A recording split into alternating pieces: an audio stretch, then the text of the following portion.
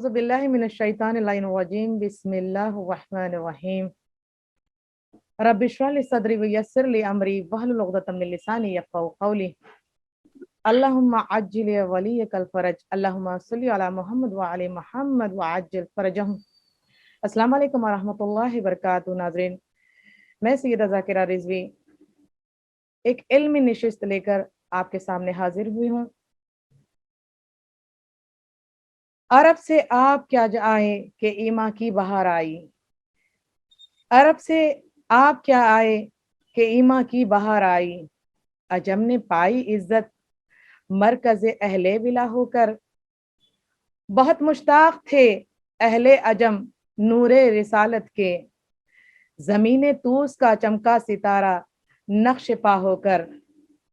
ائمہ اطہار علیہ السلام کے روضہ ہائے مقدسات اور ادبات عالیہ کی زیارت کے لیے پوری دنیا سے عقیدت مند اور محبان آل محمد آتے ہیں اور اپنی نیاز مندی کا اظہار کرتے ہیں. کسی بھی امام معصوم کے روضے اطہر پر جائیں تو ایسے لگتا ہے کہ ساری مخلوق یہاں پر عمر پڑی ہے. ائمہ اہل بیت کے روضوں پر فقط انسان ہی نہیں بلکہ یہاں پر ملکوتی مخلوق بھی محو پرواز و طواف رہتی ہے.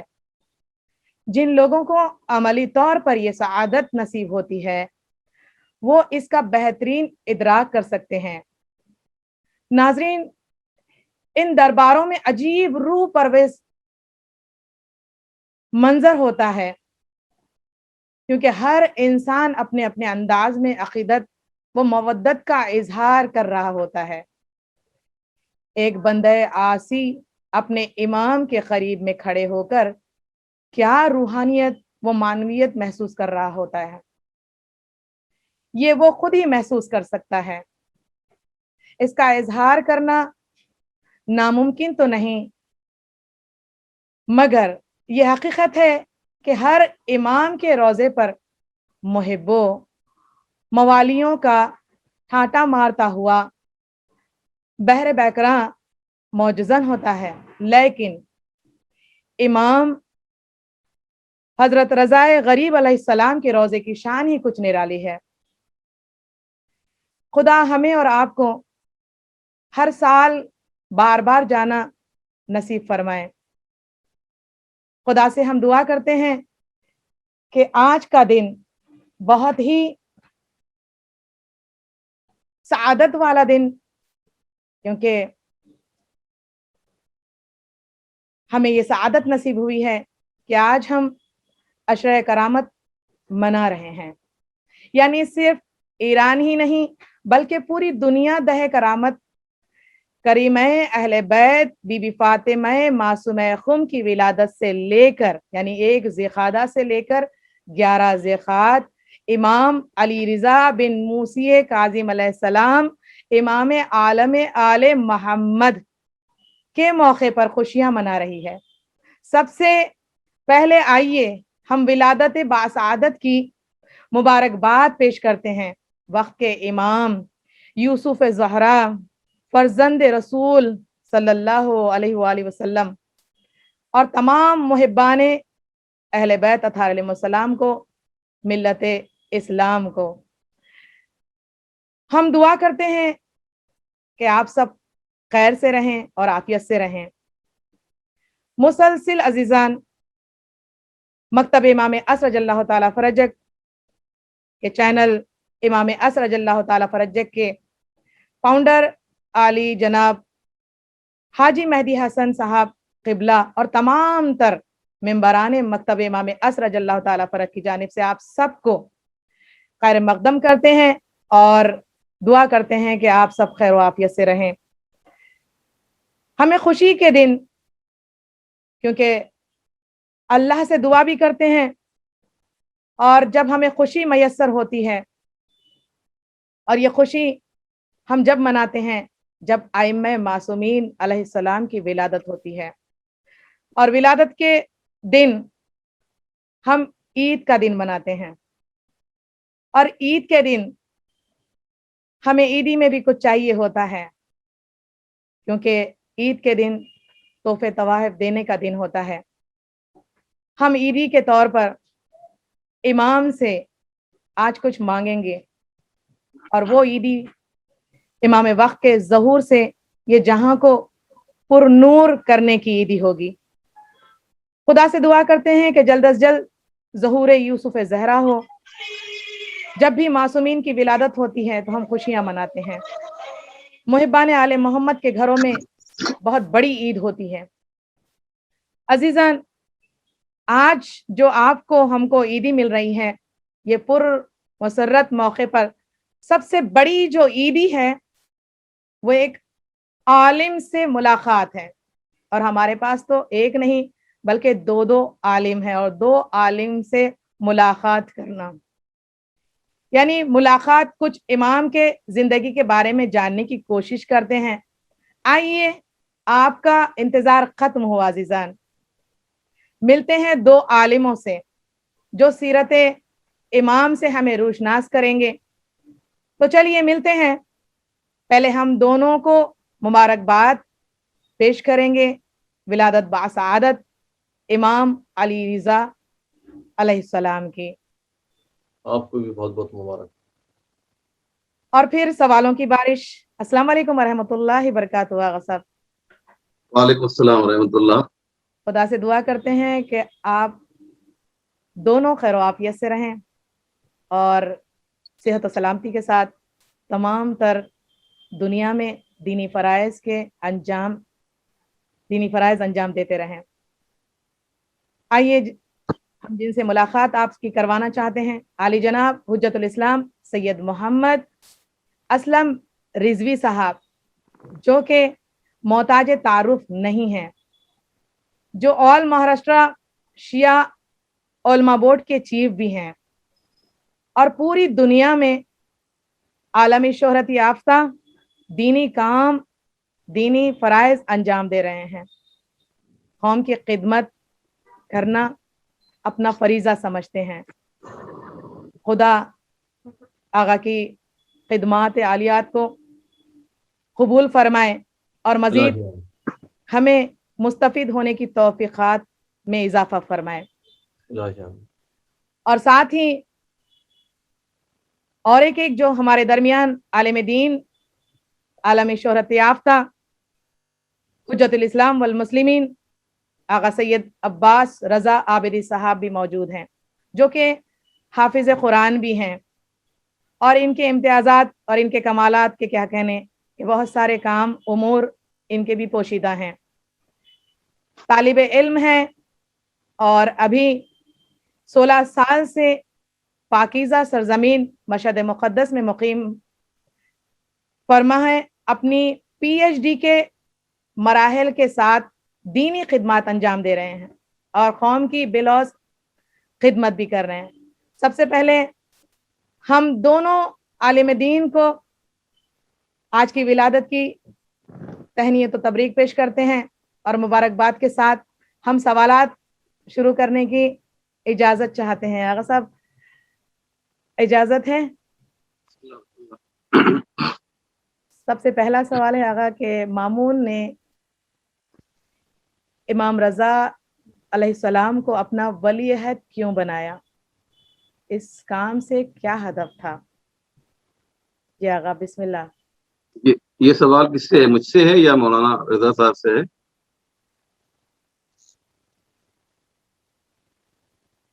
जी आगा। मामून ने इमाम रज़ा को अपना वली अहद क्यों बनाया? इस काम से उसका क्या हदफ था? औज़ु बिल्लाहि मिनश शैतानिर रजीम, बिस्मिल्लाहिर रहमानिर रहीम, अल्हम्दु लिअहलिही वस्सलातु अला अहलिहा।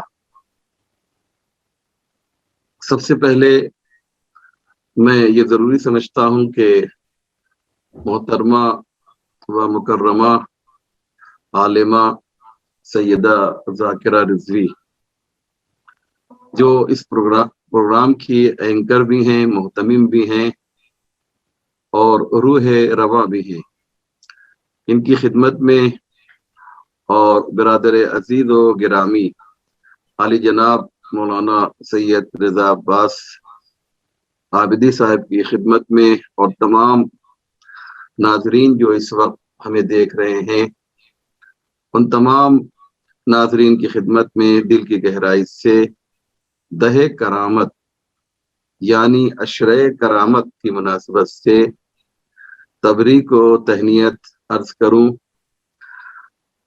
آپ یہ سوچتے ہوں گے کہ دہ کرامت کیا ہے؟ یہ ہمارے لیے بہت ہی ان نون ورڈ ہے، کبھی نہیں سنا تھا یہ دہ کرامت کیا ہے یا عشرۂ کرامت کیا ہے۔ تو پہلے تو اس کو سن لیجئے کہ عشرۂ کرامت کا مطلب کیا ہوتا ہے۔ عشرۂ کرامت اصل میں ایران اسلامی کے بعد یعنی انقلاب اسلامی ایران کے بعد بہت سے انقلابات ایران میں آئے۔ ہفتہ وحدت انقلاب اسلامی کے دین ہے، یوم قدس انقلاب اسلامی کی دین ہے، ایسے بہت سی چیزیں ہیں، دہ فجر وغیرہ۔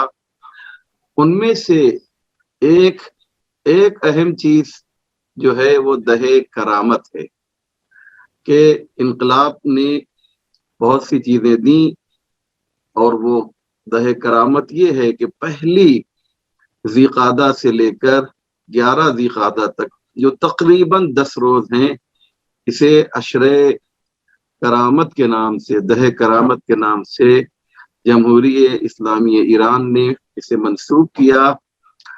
اور میں آپ کی خدمت میں عرض کروں کہ پورے ایران میں اس سلسلے میں مختلف قسم کے پروگرام ٹیلی ویژن کے ذریعے سے اور دیگر ذرائع سے منعقد کیے جاتے ہیں۔ وجہ کیا ہے؟ وجہ یہ ہے کہ پہلی ذی قعدہ کو جناب فاطمہ معصومہ قم کی تاریخ ولادت ہے، اور 11 ذی قعدہ کو ان کے بڑے بھائی حضرت امام علی رضا علیہ الصلوۃ والسلام کی تاریخ ولادت ہے۔ میں یہ بھی عرض کر دوں مومنین اور ناظرین کہ جناب معصومہ قم کی جو تاریخ ولادت ہے وہ یکم ذی قعدہ 173 ہجری ہے، اور امام رضا علیہ السلام کی تاریخ ولادت جو ہے وہ 11 ذی قعدہ 148 ہجری ہے۔ اس طرح سے بھائی اور بہنوں میں امام رضا علیہ السلام تقریباً 25 سال حضرت معصومہ قم سے بڑے ہیں۔ تو یہ ہے دہ کرامت۔ ایک بار پھر مومنین کی خدمت میں دل کی گہرائی سے تہنیت و تبریک اور مبارکباد پیش کرتا ہوں۔ محترمہ، آپ کا سوال یہ ہے کہ امام رضا علیہ الصلوۃ والسلام نے ولی عہدی کیوں قبول کی؟ اور یہ وہ سوال ہے کہ ہر اس شخص کے ذہن میں آتا ہے کہ جو امام رضا کا شہدائی ہے، ان کا چاہنے والا ہے، ان کا محب ہے۔ اور یہ سوال در حقیقت اس کی بنیاد یہ ہے کہ امام رضا علیہ السلام ایک آسمان ولایت و امامت کے 8ویں اختر تابناک روشن و منور ستارے ہیں، اور یہ جو مامون ہے یہ ہارون رشید کی کثیف اور نجس اولاد ہے۔ تو یہ کیسے ممکن ہے کہ وہ جو ایک مینارہ عصمت پر فائز ہے، ایک بلندی پر فائز ہے، وہ اس بادشاہ کا ولی عہد بن جائے؟ سوال بہت صحیح ہے، بہت ضروری ہے، اور اگر ہم اس پروگرام کے ذریعے سے اس کا جواب حاصل نہیں کریں گے تو پھر ہمارے پاس کوئی اور دوسرا پلیٹ فارم کہاں سے آئے گا؟ لہذا میں بہت مختصر کر کے، کیونکہ ابھی مولانا رضا صاحب سے بھی ہمیں استفادہ کرنا ہے، بہت مختصر کر کے، بات تو بہت ہی طولانی ہے لیکن مختصر کر کے کچھ باتیں آپ کی خدمت میں عرض کرنی ہے، اور وہ یہ ہے کہ مجھے ذرا سا پیچھے کی طرف جانا پڑے گا کہ امام رضا علیہ الصلوۃ والسلام کا جو دور تھا بالخصوص امام موسیٰ کاظم علیہ السلام کا جو دور تھا وہ دور ہارون رشید کا تھا. اس کا نام ضرور ہارون رشید تھا لیکن اصل میں رشادت اس کے پاس نہیں تھی، یہ غیر رشید تھا.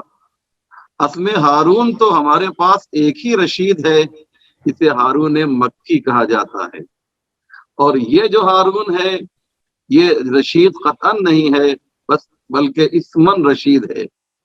اس نے 2 شادیاں کی تھیں جو تاریخ میں ہے، حقیقت میں کتنی شادی کی تھی وہ مجھے معلوم نہیں ہے، لیکن 2 شادی اس نے کی.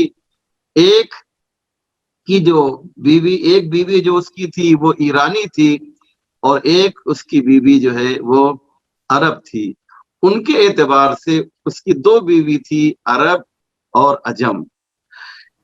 عرب جو تھی، جو عرب بیوی تھی، اس سے جو فرزند ہوا اس کا نام ہارون رشید نے امین رکھا. میں بہت مختصر کر رہا ہوں، بات یہاں پر بہت طولانی ہے. اور جو عجمی بیوی سے جو اولاد ہوئی، جو فرزند پیدا ہوا، اس کا نام مامون رکھا. ظاہر سی بات ہے یہ دونوں بھائی تو تھے لیکن یہ سوتیلے بھائی تھے، اور عام طور سے ہوتا یہ ہے کہ سوتیلے بھائیوں کے درمیان کہیں نہ کہیں ذرا سی کدورت پائی جاتی ہے. باپ نے بھانپ لیا تھا کہ یہ میرے بعد بہت ہی خونریز جھڑپ ہوگی ان دونوں بھائیوں کے درمیان، لہذا باپ نے اپنی زندگی میں وہ علاقہ جو عرب کا علاقہ تھا، جیسے عراق ہے، حجاز ہے، یمن ہے، شام ہے، مصر ہے، یہ سارا علاقہ جو تھا اس نے کیا کیا، اپنے اس فرزند کے حوالے کر دیا کہ جو عرب بیوی سے تھا، جس کا نام کیا تھا، امین تھا. اور مامون جو ہے اس کو وہ علاقہ دے دیا جو غیر عرب تھا، ترکمانستان، خراسان، ایران وغیرہ، جو وہ علاقہ پورا تھا. لیکن شیخ سعدی شیرازی نے بڑی پیاری بات کہی کہ ایک گلیم میں 2 فقیر تو سو سکتے ہیں لیکن ایک اقلیم میں 2 بادشاہ نہیں رہ سکتے. چنانچہ ہوا یہی، دونوں میں خونریز جنگ ہوئی اور نتیجہ یہ ہوا کہ مامون نے امین کو قتل کر دیا. اب جو قتل کیا تو مامون جو ہے اس کے یہاں خون تو عربی ہے لیکن جو دودھ ہے وہ ہے غیر عربی. لہذا عربوں میں ایک بہت بڑی کمی ہر زمانے میں رہی اور آج بھی رہی کہ بڑے متعصب ہوتے ہیں یہ. ان کے یہاں عرب اور غیر عرب کا زیادہ مسئلہ ہوتا ہے. اس لیے پیغمبر اسلام کو ایک دن مدینے میں مسجد نبی میں یہ اعلان کرنا پڑا کہ لا فخر لعربی علی عجمی الا بالتقوی. یہ پیغمبر کو کہنا پڑا کیونکہ حالات جو ہے ایسے ناگفتہ بے تھے. چنانچہ یہ پہلا موقع ہے، بہت توجہ کیجیے کہ بات میں کہنا چاہتا ہوں، یہ پہلا موقع ہے کہ بنی عباس کا دارالحکومت جو ہے وہ بغداد سے منتقل ہو کر خراسان گیا. کیوں گیا؟ اس لیے کہ اس کے ذہن میں بات یہ تھی مامون کے کہ ہم یہاں سے رہ کر پورے علاقے کو کنٹرول کریں گے اگر ہم اس کو مرکز بنا لیں گے. نتیجہ یہ ہوا کہ جب مامون جو ہے وہ خراسان، آپ کی زبان میں آسان زبان میں ایران پہنچا اور اس نے ایران کو اپنا دارالحکومت بنایا تو وہاں سے اس نے کنٹرول کیا. اور جو روایتوں میں ملتا ہے کہ اپنا اس کا بہت ہی قریبی ایک وزیر تھا، اس کا نام تھا فضل ابن سہل، جس کو ذو الریاستین بھی کہا جاتا تھا. اس کا بھائی الظاہر ہے، مجھے نہیں معلوم کہ بھائی ہے لیکن نام یہی ہے، حسن ابن سہل. حسن ابن سہل کو جو ہے عرب علاقوں کا جو ہے ذمہ دار بنا دیا اور خود جو ہے وہ مامون وہ ایران سے پورے عرب اور عجم پر حکومت کر رہا تھا. نتیجہ کیا ہوا؟ نتیجہ یہ ہوا کہ جو عربی تھے، جو علوی تھے اور جو عربی تھے، ان کے ذہن میں یہ بات آئی کہ ایک غیر عرب ہے جو ہم پہ حکومت کر رہا ہے ماں کی طرف سے. نتیجہ یہ ہوا کہ علویوں میں اور عربوں میں ایک غصہ تھا، ایک دشمنی تھی اور مامون کو کے خلاف ایک شعلہ تھا جو بھڑکا ہوا تھا ہر طرف. اس آگ کو دبانے کے لیے بہت توجہ کیجیے گا, اس آگ کو دبانے کے لیے اصل میں اس آگ کو دبانا تھا کہ جو عربی دلوں میں اجمیوں کے خلاف روشن تھی, جو عربوں کے دلوں میں غیر عرب کے لیے روشن تھی. اس آگ کے شعلے کو بجھانے کے لیے کیا کیا, مامون نے امام علی رضا علیہ السلام کو مدینے سے مرو بلایا, مدینے سے خراسان بلایا, مدینے سے ایران بلایا, اور اس کے بعد ان کو اپنا ولی عہد بنا دیا, تاکہ ان کے ذریعے سے, ایک عرب کے ذریعے سے عربوں کو یہ بتایا جا سکے کہ آپ دیکھیے ہمارا جو ولی عہد ہے وہ ایک عرب ہے.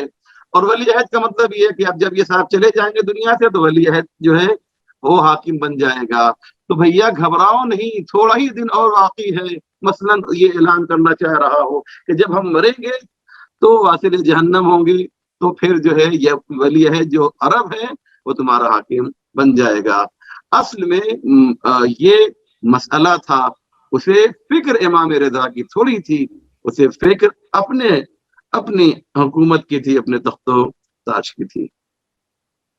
ماشاءاللہ. کیونکہ اکثر یہ سوالات ہمارے دل میں ہوتے ہیں اور آج آپ کے ذریعے پوری دنیا ان سوالات کے جوابات کو مستفید ہوگی انشاءاللہ. کیونکہ رضا سرسوری صاحب کا ایک شعر ہے جو ان کا مشہد مقدس کا آخری اور امام رضا غریب علیہ السلام کے روضے سے ہی پروردگار عالم نے انہیں ہمیشہ زیارت سے مشرف فرمایا. کیونکہ ان کے ایک ہی چند اشعار ہیں, روشنی پھیلائیں گے جب مشہد و خم کے چراغ, دشمنان دین کے چہرے دھواں ہو جائیں گے, ممبر و محراب کو آ جائے گا پھر سے شباب, ممبر و محراب کو آ جائے گا پھر سے شباب, دیکھنا جس روز یہ بچے جواں ہو جائیں گے. ناظرین, خدا کرے ہمیں زیارت نصیب کرے پروردگار, اور زیارت کے ساتھ ساتھ معرفت بھی عطا ہو, کیونکہ اگر معرفت نہیں ملتی تو یہ زیارت کر کے کوئی فائدہ نہیں ہے. کیونکہ امام رضا غریب علیہ السلام جب بلاتے ہیں تو عطا بھی کرتے ہیں.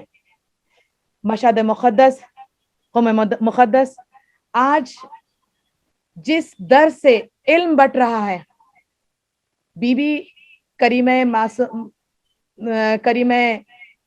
اہل بیت کرامت فرماتی ہیں, اور عالم آل محمد رؤوف امام ہر ایک کو اپنے علم سے فیضیاب کرتے ہیں.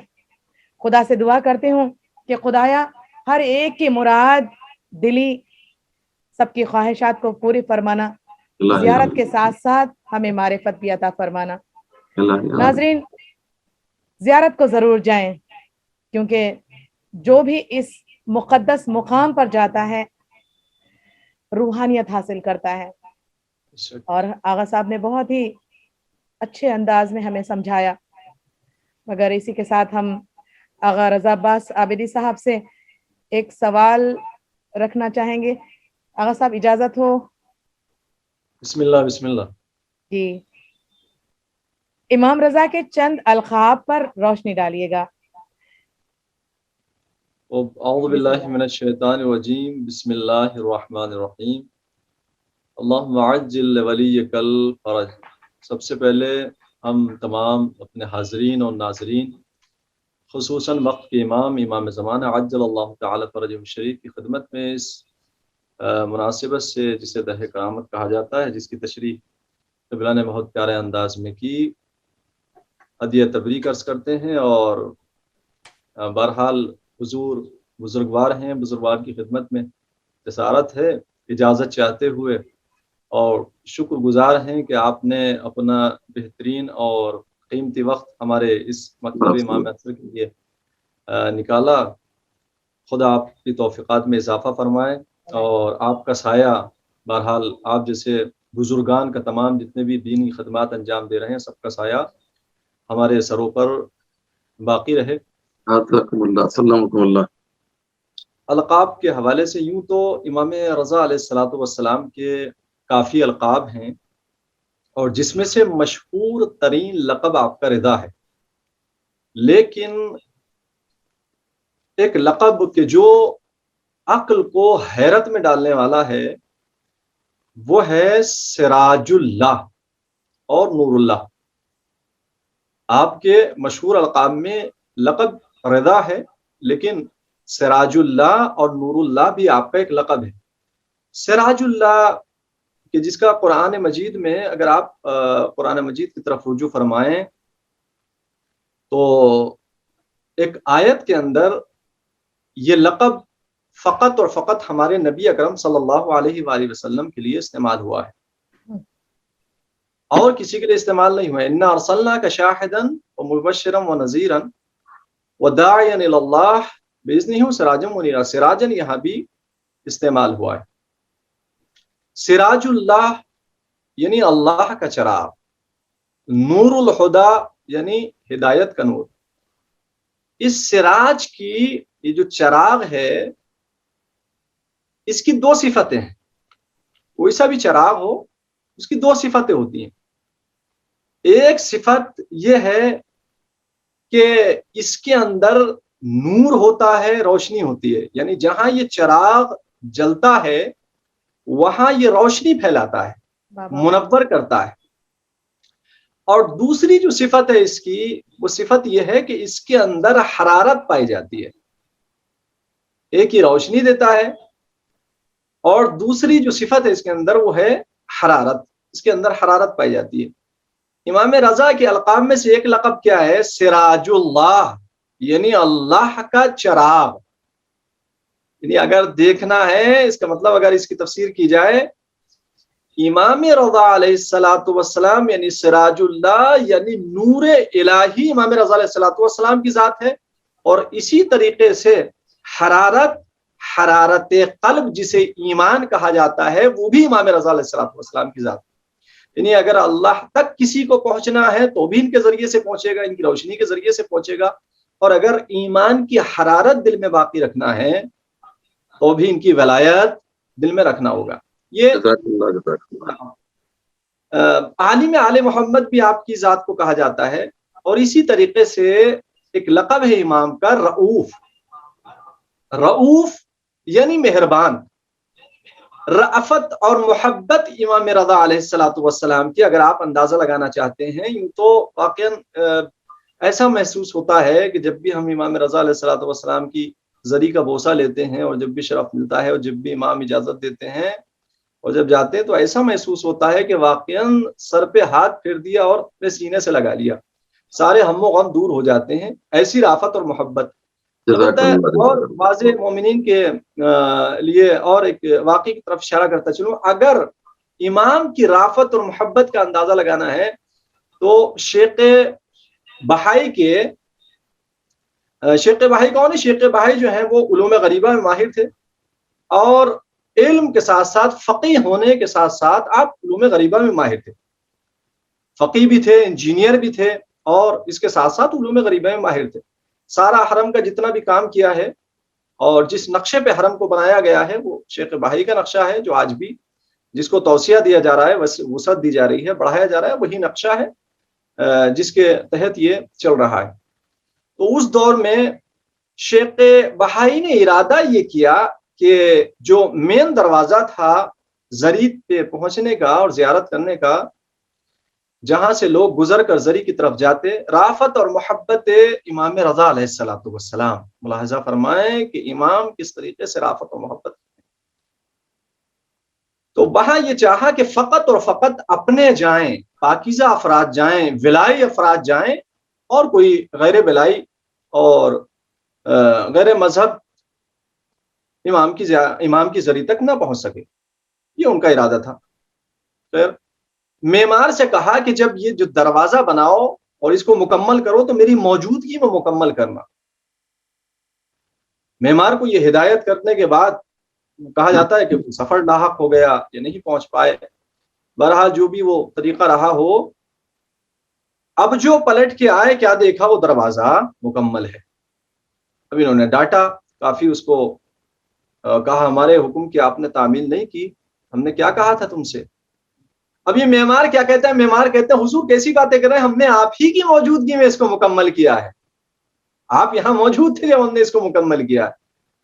اب شیخ چونکہ ظاہر سی بات ہے خود عارف بھی تھے اور فقیہ تو تھے ہی، خیر وہاں خاموش رہے، گھر پہنچے، اس بات کو ذہن میں لیے ہوئے ہیں، بستر خواب پر پہنچے، عالم خواب میں امام رضا علیہ الصلوۃ والسلام کو دیکھا۔ امام نے کیا فرمایا؟ امام نے فرمایا شیخ یہ بتاؤ کہ یہ تمہارا گھر ہے یا ہمارا گھر ہے؟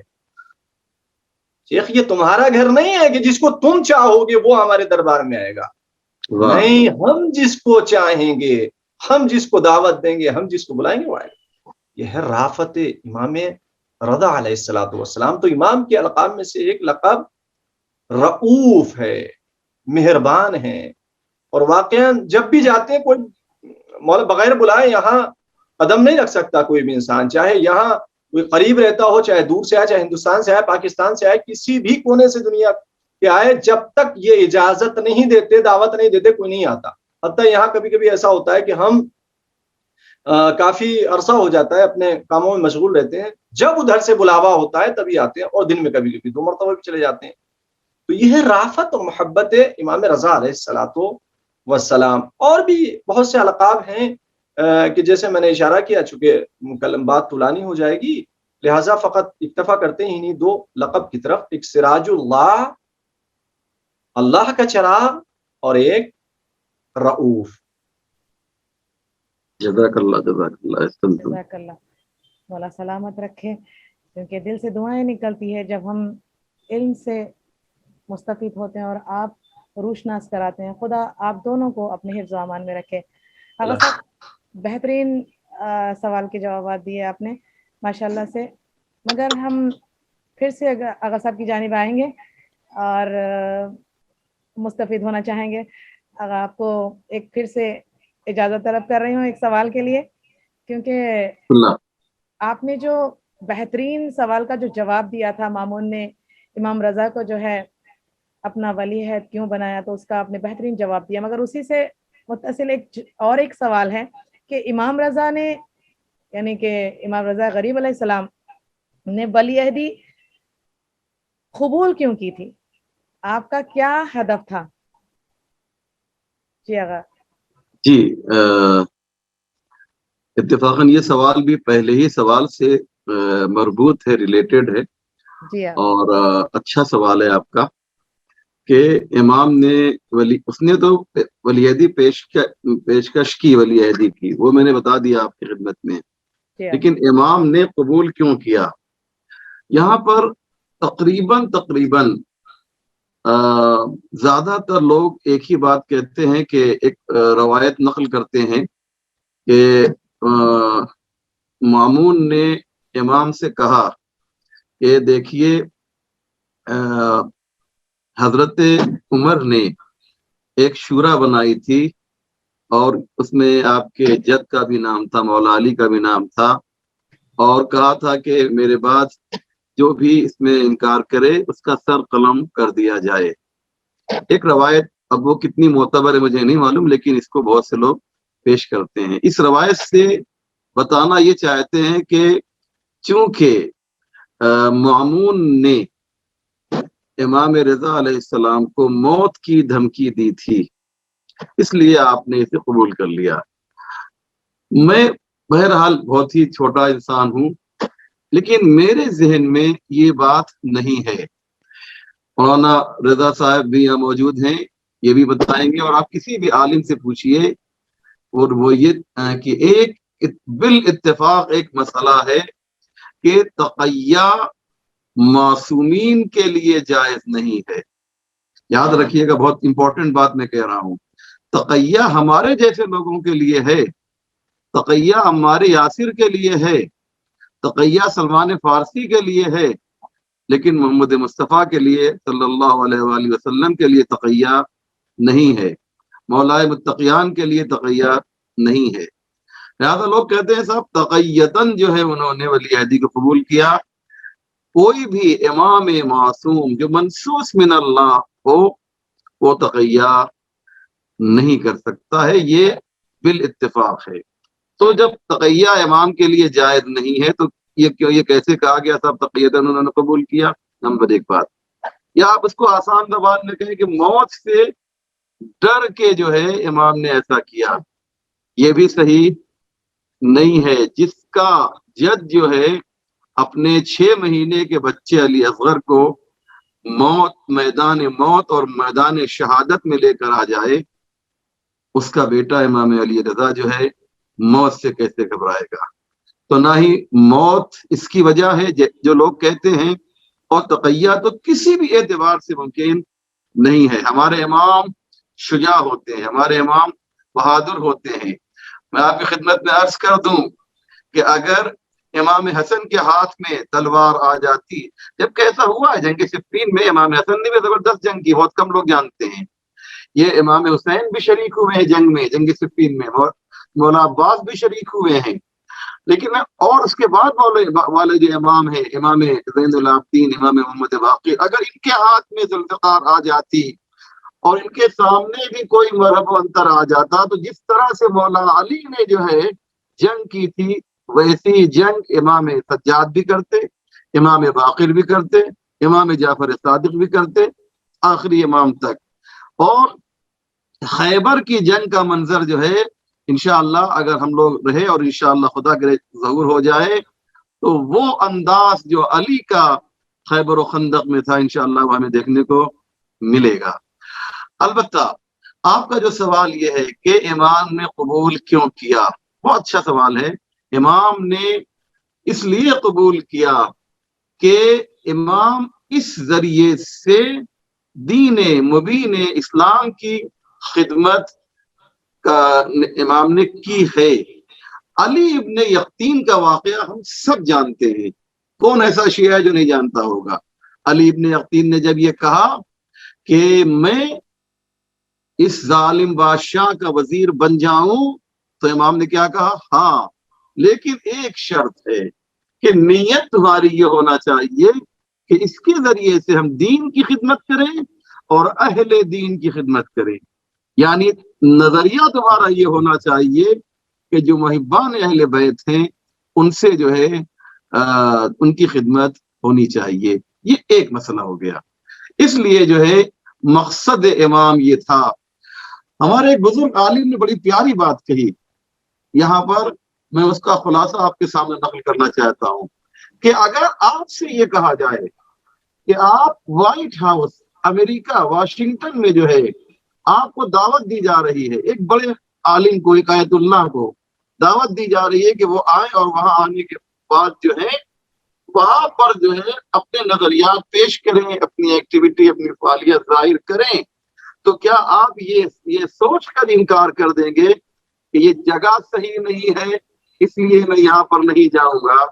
کمال اپنوں کے درمیان تبلیغ کرنے کا نہیں ہے، کمال غیروں کے درمیان تبلیغ کرنے کا ہے۔ امام سجاد یزید کے دربار میں بھی انہوں نے تبلیغ کی ہے، منبر پر گئے، یہ اور بات ہے کہ کہا کہ کیا میں اس خشب، اس لکڑی کے اوپر پر جاؤں، منبر نہیں کہا، لیکن وہاں بھی تبلیغ کی۔ تو امام کو ایک موقع ملا کہ اس ذریعے سے، اور دلیل سنیے کیا ہے کہ جب امام نے تبلیغ کی اور فعالیت شروع کی اور حقیقی اسلام کو پیش کیا، اسلام ناب محمدی جسے امام خمینی نے کہا ہے، اسلام ناب محمدی کو پیش کیا، تو یہی مامون جس نے آپ کو ولی عہد بنایا تھا، اور آپ جانتے ہیں کہ مامون نے جو ولی عہد بنایا تھا وہ 7 رمضان سن 201 ہجری کو بنایا تھا، ہے نا، اور اس کے بعد ایک جشن، بہت بڑا جشن بھی کیا تھا جس میں جناب دیوبند خزائی جیسی اہم شخصیتیں جو موجود تھیں، یعنی اتنا خوش ہوا تھا کہ اس نے امام کی ولی عہدی کے بعد جو ایک جشن کیا تھا۔ اب آپ پوچھیں گے صاحب خوشی کس بنیاد کی تھی؟ خوشی اس بنیاد پہ نہیں تھی، خوشی اس وجہ سے نہیں تھی کہ اس نے امام علی رضا کو ولی عہد بنایا ہے، بلکہ خوشی اس بات کی تھی کہ جب یہ ولی عہد بنیں گے تو ہم سیف ہو جائیں گے، ہم محفوظ ہو جائیں گے۔ اور اس نے جشن منایا تھا۔ اور سنیے کیا ہوا تھا، بنی عباس کا جو کلر ہے، جو رنگ ہے نا، وہ وہ بلیک تھا بنی عباس کا، بنی امیہ کا لال تھا، اور بنی ہاشم کا جو کلر تھا وہ سبز کلر تھا۔ یہ ہم سب جانتے ہیں۔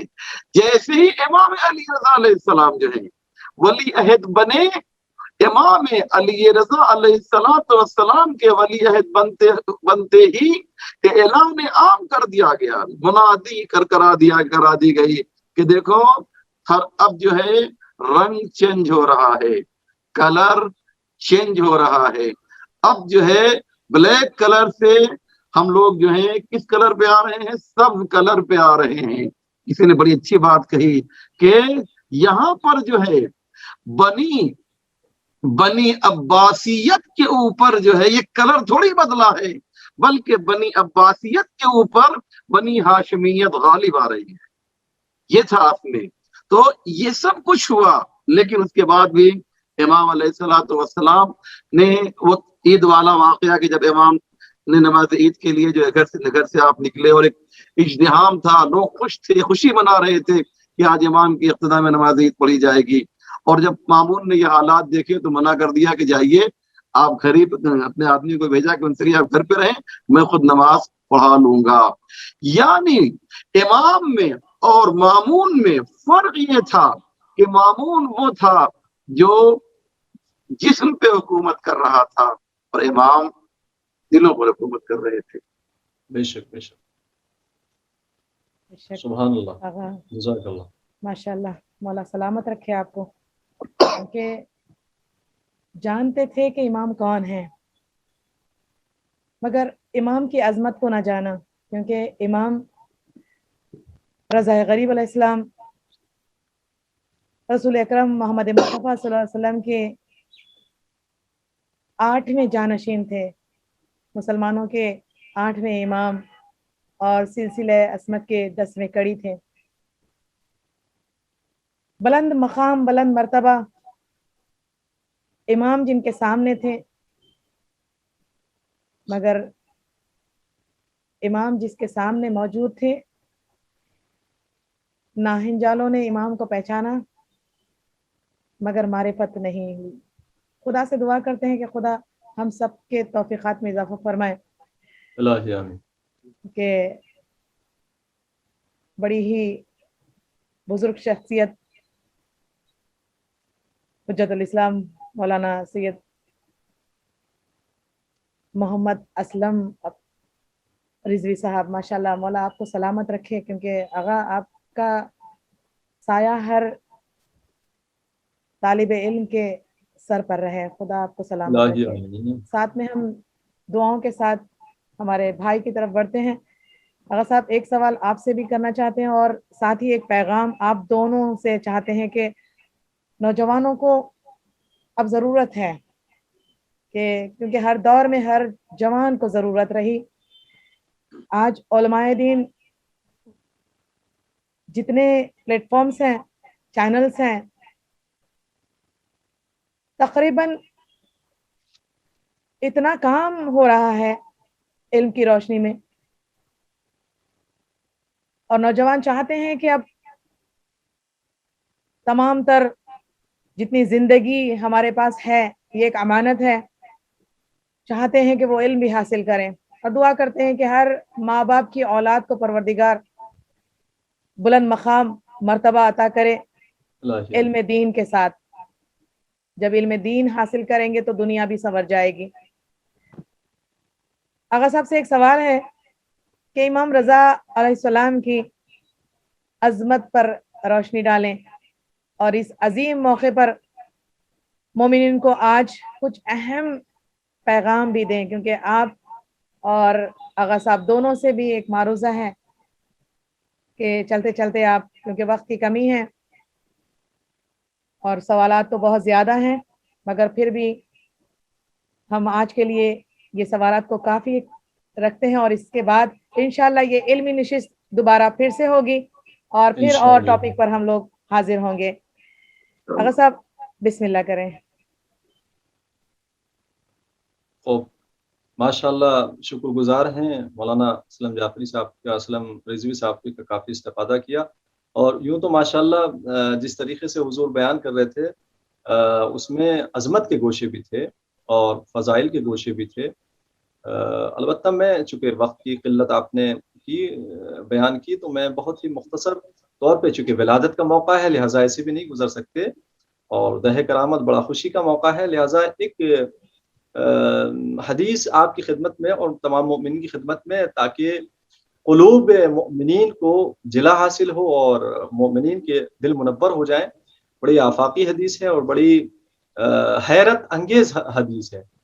یوں تو حدیثیں کافی ہیں جو ائمہ معصومین علیہ الصلوۃ والسلام سے نقل ہوئی ہیں، لیکن یہ خصوصاً چونکہ یہ ایام ایسے ایام ہیں کہ جنہیں دہ کرامت کہا جاتا ہے، لہٰذا فضیلت امام رضا علیہ الصلوۃ والسلام سے ریلیٹڈ حدیث، دیکھیے ہمارے بس کی بات نہیں ہے کہ جو ہم یا تو فضیلت بیان کر سکیں معصومین کی، یا ہم ان کی عظمت کو درک کر سکیں. بے شک نہ ہمارے پاس ایسا ادراک ہے اور نہ ہمارے پاس ایسی عقل ہے، نہ ہمارے پاس ایسا شعور ہے، ہم درک ہی نہیں کر سکتے، اس لیے کہ ان کی ذات ایسی ذات ہے، ان کی جو ہے وہ خود ان کے صفات ہماری عقل میں اور شعور میں نہیں آ سکتے، تو ہم ذات بھی درک نہیں کر سکتے. پیغمبر اکرم صلی اللہ علیہ وآلہ وسلم نے فرمایا کہ ستدفن بدعۃ منی فی ارض خراسان بارض خراسان، کہ میرا ٹکڑا، میرا ایک حصہ ان قریب دفن ہوگا، کہاں؟ خراسان کی سرزمین پر. یہ آپ نے فرمایا. اب اس حدیث پہ غور کیجیے، آپ نے کیا فرمایا کہ ستدفن ان قریب دفن ہوگا بدعۃ منی بارض خراسان، میرا ٹکڑا. آپ نے یعنی پیغمبر اسلام نے امام رضا علیہ الصلوۃ والسلام کو کہا کہ میرا ٹکڑا دفن ہوگا. اب اگر کوئی زائر امام رضا علیہ الصلوۃ والسلام کی زیارت کو آتا ہے تو فقط آپ کی زیارت امام رضا کی زیارت نہیں ہے، بلکہ پیغمبر کی زیارت ہے.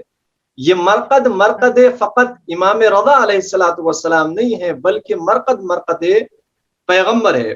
خوب ایک بات، اب آئیے وہ حدیث کے جس کی طرف اشارہ کرنا چاہتا ہوں. دیکھیے سلسلہ سند ایسا ہے کہ جو بہت ہی اعلیٰ ہے، بہت ہی آفاقی ہے. سلسلہ سند جو ملتا ہے ثقۃ الاسلام شیخ الطائفہ شیخ طوسی اور شیخ المحدثین شیخ صدوق نے بھی اس کو نقل کیا ہے. یعنی سلسلہ سند ملتا ہے شیخ المحدثین سے، اور متن کی کیفیت یہ ہے کہ جس متن کو پڑھنے کے بعد عقل حیران ہے. ہم جیسا ایک چھوٹا موٹا طالب علم نہیں، بلکہ جو ثقۃ المحدثین ہیں، جنہیں اس وقت کی آیت اللہ وحید خراسانی اور جو بھی اس گریڈ کے علماء ہیں، جو واقعاً علم کا پیکر ہے، علم کا مجسمہ ہے، اس حدیث کو پڑھنے کے بعد وہ بھی مبہوت ہو جاتے ہیں کہ یہ حدیث کیسی حدیث ہے. خوب اس حدیث کو سمجھنے کے لیے، گرچہ چند جملے ہیں حدیث کے لیکن بڑے آفاقی ہیں، اس کو سمجھنے کے لیے ایک چھوٹے سے مقدمے کی ضرورت ہے. میں چھوٹا سا مقدمہ پیش کرتا ہوں، اس کے بعد یہ حدیث کے جملے آپ کی خدمت میں پیش کر دیتا ہوں. دیکھیں یہ جو آسمان ہے یہ مزین ہے تمام ستاروں اور کہکشانوں سے. یہ آسمان قرآنی اعتبار سے مزین ہے ستاروں سے اور کہکشانوں سے. اگر ان ستاروں اور کہکشانوں کو کرسی کی نسبت دیکھا جائے تو ان کی حیثیت ایک چھوٹے سے دائرے کی ہے. یعنی ان کی حیثیت کرسی کے مقابلے میں بہت ہی مختصر ہے. اور کرسی کیا چیز ہے؟ وسیع کرسی ہو سماوات والارض. اور اگر اس کرسی کو آپ ملاحظہ کریں، نسبت دیں کس کی طرف؟ عرش کی طرف، تو اس کی حیثیت، اس کرسی کی حیثیت کیا ہے؟ بالکل اسی طریقے سے ہے جیسے ایک صحرا میں ایک چھوٹا سا آپ نے گھیرا بنا دیا ہو، ایک حلقہ بنا دیا ہو. یعنی اس کو اگر نسبت دیں عرش کی طرف. خود عرش کیا ہے اس کو سمجھنے کی ضرورت ہے. آئیے قرآن مجید کی طرف. یہ عرش کیا ہے؟ فرمایا عرش اللہ لا الہ الا ہوا رب العرش العظیم. عرش کیا ہے؟ عرش کسے کہتے ہیں؟ عرش کیا ہے؟ یہ عرش عرش الہی ہے. خوب ان کہکشانوں کی نسبت جب ہم دیں گے کرسی کی طرف تو بہت ہی معمولی اور چھوٹی سی ہے. جب اس کرسی کی نسبت دیں گے عرش کی طرف تو یہ بہت ہی مختصر سی کہلائے گی. عرش کیا ہے؟ عرش عرش الہی ہے۔ پھر آگے فرماتے ہیں کہ یہ عرش جو ہے، اس عرش پر 8 افراد محافظ ہیں۔ اس عرش پر 4 افراد اولین میں سے ہیں اور 4 افراد آخرین میں سے ہیں۔ 4 افراد جو اولین میں سے وہ کون کون سے ہیں؟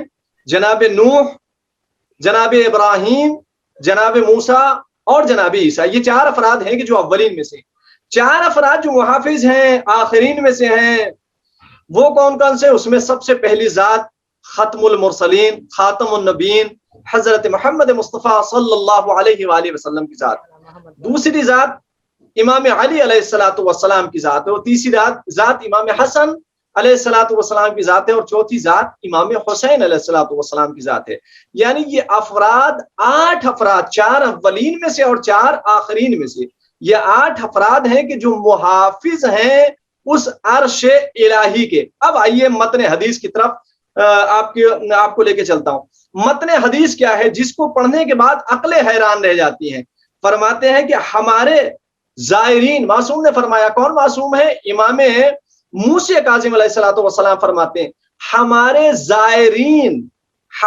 زائرین عرش پر ہمارے قریب ہوں گے، لیکن علی ابن موسیٰ الرضا کے، میرے فرزند علی ابن موسیٰ الرضا کے زائرین سب سے قریب ترین ہوں گے۔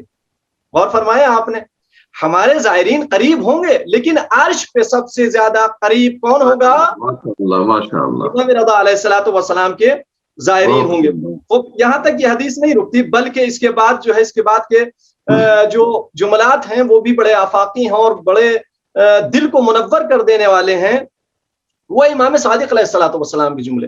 امام صادق علیہ الصلوۃ والسلام کی ذات کون سی ذات ہے؟ خود امام موسیٰ کاظم علیہ الصلوۃ والسلام نے اپنے فرزند امام صادق علیہ الصلوۃ والسلام سے فرمایا کہ آپ کے صلب میں عالم آل محمد ہے، آپ کے صلب میں عالم آل محمد ہے۔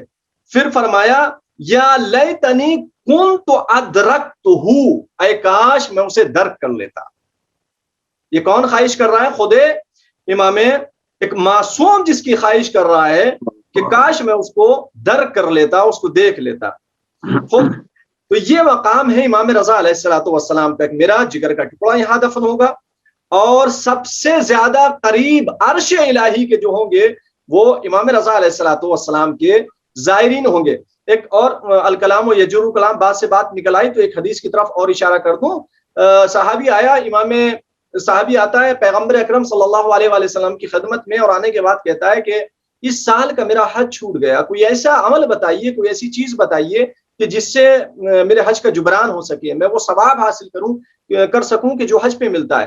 آپ مسکرائے اور ایک مرتبہ چہروں کو آپ نے وہ ہے قبیس کی طرف رخ کیا، اور رخ کر کے فرمایا کہ اس پہاڑ کو دیکھ رہے ہو؟ کہ جی آقا اس پہاڑ کو دیکھ رہا ہوں۔ کہ اگر تمہارے پاس اس پہاڑ کے برابر سونا ہو اور تم اس سونے کو راہ خدا میں آزاد کر دو، راہ خدا میں لٹا دو، تب بھی تم حج کے برابر ثواب حاصل نہیں کر سکتے۔ لہٰذا اگر حج کا جبران کرنا ہے تو اگلے سال حج پہ جانا، حج کا جبران ہو جائے گا۔ اب حیرت میں ڈالنے والی جو بات ہے وہ یہ ہے، حدیث کے جملے ہیں، معصوم نے فرمایا کہ اگر خداوند عالم کسی شخص کو 1000 سال کی عمر بھی عطا کرے اور وہ مکمل طور سے ہر سال حج کو جائے، جب بھی زائر امام رضا علیہ الصلوۃ والسلام کی زیارت کے زائر کے برابر نہیں ہو سکتا۔ یعنی ادھر 1000 سال کے حج اور ادھر ایک زیارت، یعنی اس کو مساوی قرار دیا ہے روایات کے اندر۔ تو یہ مقام ہے اور یہ عظمت ہے امام رضا علیہ الصلوۃ والسلام کی، یہ مرقد نہیں بلکہ عرش الہی ہے۔ یہ ارض خراسان، یہ سرزمین خراسان پہ یہ جو مرقد ہے، یہ مرقد نہیں ہے بلکہ عرش الہی ہے، جسے عرش الہی سے تعبیر کیا گیا ہے۔ اچھا پیغام میں پیش کر دوں چونکہ بہت جلدی وقت تمام ہو رہا ہے، پھر اس کے بعد قبلہ اپنا مقصد کو بیان فرمائیں گے۔ جوانوں کے لیے پیغام دیکھیں، حال مستقبل کا آئینہ ہوتا ہے۔ بہت سے افراد ہمارے جو جوان ہیں ایک دم یہ سوچتے ہیں کہ ہم جو ہے اس منزل پر پہنچ جائیں، ہمیں یہ چیز حاصل ہو جائے، ہمیں وہ چیز حاصل ہو جائے، ہم اس منزل پر پہنچ جائیں۔ ہمارے ایک استاد کہا، بڑی اچھی مثال دیا کرتے تھے، جیسی حوض علمیہ میں قدم رکھا، ہم یہ چاہتے ہیں، ہمارے طالب علم یہ چاہتے ہیں کہ ہم فوراً کیا کرنے لگے، ہم جو ہے بڑے خطیب بن جائیں، بہترین مدرس بن جائیں، بہترین مثلا مقام حاصل کر لیں۔ کا حال مستقبل کا آئینہ ہوتا ہے. حال مستقبل کا آئینہ ہوتا ہے. اگر کسی کو اپنا مستقبل دیکھنا ہے تو وہ حال دیکھ لے اپنا, اس کا جیسا حال ہوگا ویسے اس کا مستقبل ہوگا, یعنی جیسا اس کا پریزنٹ ہوگا ویسے اس کا فیوچر ہوگا. وہ پریزنٹ اپنا دیکھتا چلا جائے, اگر اس نے حال میں یعنی پریزنٹ میں کام کیا ہے تو فیوچر اس کا خود بخود بنا ہوا ہے. یعنی حال مستقبل کا آئینہ ہوتا ہے. لہٰذا ہمارے جوانوں کو چاہیے کہ وہ محنت کریں, مستقبل ان کے ہاتھ میں ہے. لیکن ہوتا یہ ہے کہ ہماری فکر یہ ہے کہ ہم حال میں محنت نہیں کرتے اور ہم فیوچر کی فکر کرنے لگتے ہیں. جو بھی جوان خصوصاً حال میں کام کرتا ہے تو اس کو فیوچر کی فکر نہیں ہونی چاہیے. فیوچر کی فکر اسے ہوتی ہے, مستقبل کی فکر اسے ہوتی ہے کہ جس نے حال میں کام نہ کیا ہو. آپ حال میں کام کیجئے, خوب اچھے طریقے سے پڑھیے, میٹرک ہے اس کو اچھے طریقے سے, اس کے بعد کا مرحلہ ہے اس کو اچھے طریقے سے, جس فیلڈ میں ہے اس کو اسی طریقے سے اچھے طریقے سے انجام دیجیے. ائمہ معصومین علیہ الصلوۃ والسلام کیا چاہتے ہیں؟ علی ابن اختین کی طرف اشارہ فرمایا قبلہ نے, بڑی واقعاً یہ باعث عبرت ہے علی ابن اختین کی زندگی, حالات زندگی. یعنی امام علیہ الصلوۃ والسلام اسے کہہ رہے ہیں کہ اگر آپ اس شعبے میں اس حیثیت سے رہ رہے ہیں کہ آپ اس شعبے میں یعنی اس حکومت کی, ویسے تو یوں تو دیکھیے مدد کرنا ظالم حکومت کی یہ صحیح نہیں ہے. ظالم کی اعانت کرنا خود ظلم کے مساوی ہے. ظالم کی مدد کرنا یعنی ظلم کی مدد کرنا ہے. لہٰذا امام کس شرط پہ اجازت دے رہے ہیں علی بن اختین کو؟ اس شرط پہ اجازت دی کہ اگر آپ اس مسند میں بیٹھنے کے بعد کچھ کر سکو, کس کے لیے؟ یا آپ نے خود فرمایا کہ اگر اپنے افراد کے لیے کچھ کر سکو تو بے شک آپ کے لیے مثلا ٹھیک ہے, لیکن جس دن بھی آپ نے یہ ارادہ ختم کیا اور آپ اس شرط سے ہٹ گئے, بے شک آپ کے لیے عہدہ صحیح نہیں ہے, اس پر بیٹھنا آپ کے لیے جائز نہیں. تو کس یعنی ظالم کا دربار ہے لیکن آپ کہہ رہے ہیں. تو لہٰذا یعنی یہ ہمارے جوانوں کے لیے, خدا ہمارے لیے ایک فکر ہے کہ ہم جس مقام پر بھی ہوں, جس ڈپارٹمنٹ پہ بھی ہوں ہمارے جوان, وہاں پر اس علی بن اختین کی فکر کو اجرا کریں, چاہے وہ ظالم کا دربار ہو, چاہے وہ ظالم کی مسند ہو, چاہے اس کو اور بہتر طریقے سے آپ سمجھ سکتے ہیں کہ میں کیا کہنا چاہ رہا ہوں. جس مکان پر بھی ہیں, جس جگہ پہ بھی ہیں, آپ یہ سوچ کے کام کریں کہ پردہ غیب میں ایک وارث موجود ہے کہ جو ہم سے راضی اس وقت ہوگا کہ جب ہم اپنی مسئولیت کو, ہم اپنے عہدے کو صحیح سے انجام دیں. جس طریقے سے امام, چونکہ ظاہر سی بات ہے امام زمانہ عجل اللہ تعالی فرجہ الشریف پردہ غیب میں ہے. کب سے پردہ غیب میں ہے؟ عالم طفلی سے پردہ غیب میں سے پردہ غیب میں ہے.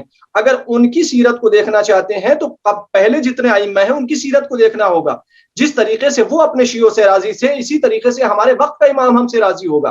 امام موسیٰ کاظم علیہ الصلوۃ والسلام علی بن اختین سے اس وقت تک راضی رہے کہ جب تک انہوں نے اس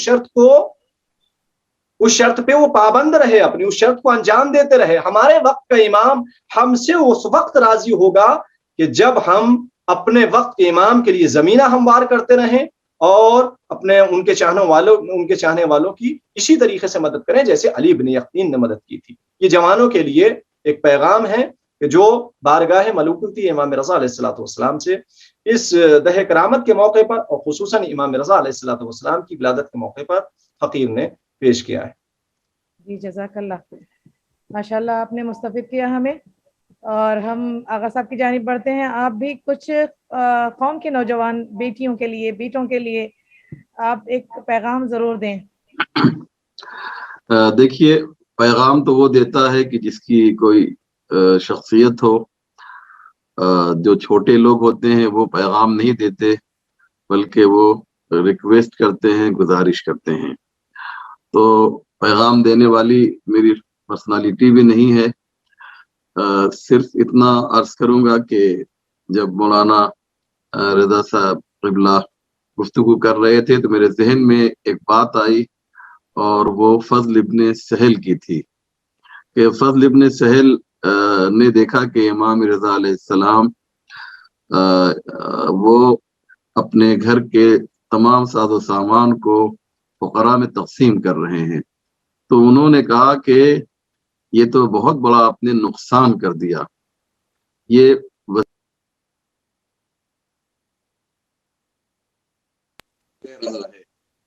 تو بہت نقصان کر دیا. تو امام علیہ السلام نے فرمایا کہ ہر وہ کام کہ جس کے نتیجے میں پروردگار ثواب عطا کرتا ہے اسے نقصان نہیں کہا جاتا۔ لہذا امام کا میسج، امام کا پیغام اس زمانے میں بہت اہم ہو گیا ہے۔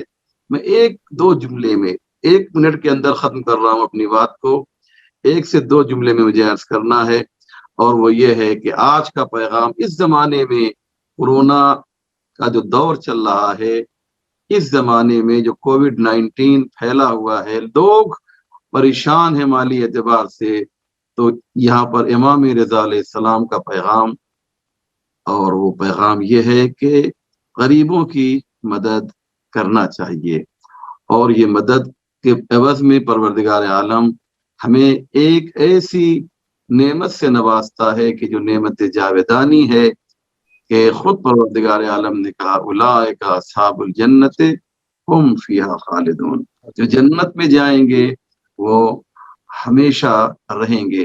ایسی نعمتوں کو حاصل کرنا ہے تو دنیاوی نعمتوں کو قربان کرنا پڑے گا۔ یہ امام رضا علیہ السلام کا پیغام ہے ان کے تمام چاہنے والوں کے لیے۔ شکریہ۔ جزاک اللہ۔ جو ظاہر سی بات ہے ناظرین، جو جتنا بلند ہوتے ہیں اپنے آپ کو ظاہر بھی نہیں کرتے۔ دونوں علماء دین ماشاءاللہ، مولا آپ دونوں کو سلامت رکھیں، اور تمام تر جتنے بھی ناظرین ہمارے دیکھ رہے ہیں، سن رہے ہیں، ہم دل سے دعا گو ہیں کہ ہر ایک کو پروردگار اپنے حفظ و امان میں رکھے، کیونکہ دعا ایک ضروری ہے اور ضرور کرنا چاہیے۔ خدا دعاؤں کو مستجاب فرماتا ہے، اور ہمیشہ یہ دعا کرنا چاہیے کہ پروردگارہ ہمیں زیارت سے مشرف فرما، کیونکہ جن کی زیارت کی اتنی عظمت بیان کی گئی ہے ابھی، کیونکہ وہ زیارت اتنی بڑی زیارت کہ جس کا شرف ہمیں مل جائے تو ہماری عاقبت سنور جائے۔ عزیزان، 125 ایکڑ پر مشتمل یہ روضہ یہاں پر ارواح کو شادمانی عطا کرتا ہے اور دلوں کو جلا بخشتا ہے۔ وہاں پر پورا صوبہ خراسان امام رضا علیہ السلام کا مشتمل امام کے باغات ہیں، یعنی جو صوبہ ہے شاہ خراسان، یعنی خراسان کا امام رضا علیہ السلام کا مرہون و منت ہے۔ امام کی وقوف شدہ املاک سے استفادہ کر رہا ہے۔ ہزاروں ایکڑوں پر مشتمل امام کے باغات ہیں، بڑے بڑے پولٹری اور ڈیری فارم ہیں، کہیں پر بنجر زمینیں امام کے خزانہ سے آباد ہو رہی ہیں۔ دوسری طرف دیکھیں تو امام کے لنگر سے ان گنت فیکٹریاں اور کارخانے لگائے گئے ہیں۔ امام رضا علیہ السلام کے کئی کاروباری مراکز و بازار ہیں جن سے ہزاروں لوگ استفادہ کر رہے ہیں۔ سنا گیا ہے کہ امام کا سالانہ بجٹ بعض حکومتوں کے برابر بنتا ہے، اور یہ حقیقت ہے کہ حکومت ایران امام کی ہمیشہ مقروض رہتی ہے۔ برکت یہ حقائق ہیں کہ امام رضا علیہ السلام کی بہت جاگیر ہے جس سے لاکھوں لوگ استفادہ کر رہے ہیں، اور خاص کر جتنے بھی طالب علم طلاب ہیں امام سے مستفید ہوتے ہیں اور اپنے علم سے دنیا کو منور کر رہے ہیں۔ عزیزان، دعا کرتے ہیں کہ ہمارے ساتھ دونوں عالم دین کو پروردگار اپنے حفظ و امان میں رکھے، اور تمام تر جہان کے جتنے بھی علماء دین ہیں جو دین کے لیے بے لوث خدمت کر رہے ہیں، پروردگار سے دعا کرتے ہیں کہ بار الہ تجھے واسطہ ہے محمد والے محمد کا، ہر عالم دین کو اپنے حفظ و امان میں رکھے، کیونکہ یہ سال ایسا سال رہا کہ جہاں علماء دین پر بنی تھی، شورائے اہل بیت پر بنی تھی، بہت سارے علماء دنیا سے چلے گئے اور یہ خلا کوئی پر نہیں کر سکتا۔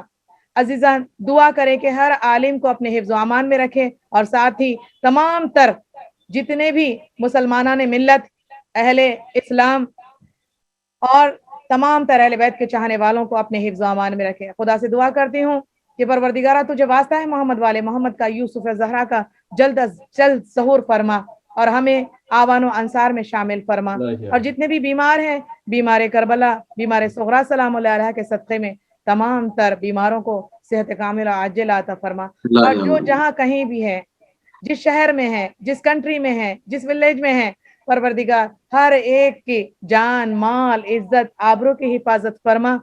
और परवरदिगार से दुआ करते हैं कि हमारे नौजवान बच्चों की और हमारे नफ्स की हिफाजत फरमा, रूह की हिफाजत फरमा।